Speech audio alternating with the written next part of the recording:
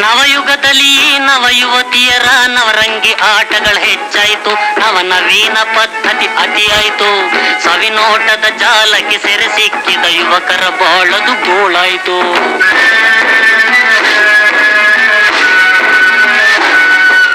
ಮಂಗಳಕರವಾದರಿಸಿನ ಕುಂಕುಮ ಕಂಕಣ ಕಾಡಿಗೆ ಮರೆಯಾಯಿತು. ಸುಮಂಗಲಿಯರಿಗದು ಬೇಡಾಯಿತು.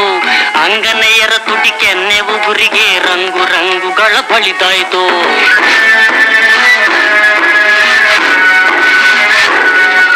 ಸೀರೆ ಕುಪ್ಪುಸ ಸಿಂಗಾರ ಭಾವದಲ್ಲಿ ಬಾರಿ ಬಾರಿ ಮಾರ್ಪಾಟಾಯಿತು. ಸಿನಿಮಾ ತಾರೆಯರಿಗೆ ಸರಿ ಸಮನಾಯಿತು. ಜಾರಿದ ಸೆರೆಗೆ ತೋರಿಸಿತ ವೈಯಾರಿ ಅಧಿಕಾರದ ಗತ್ತು.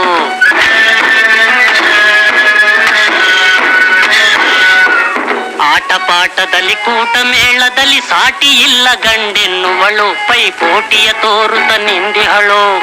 ಸೌಟ ನಿತ್ತು ಗಂಡನ ಕೈಯಲ್ಲಿ ತಾ ಮೋಟಾರೇರುತ್ತ ತಿರುಗುವಳು.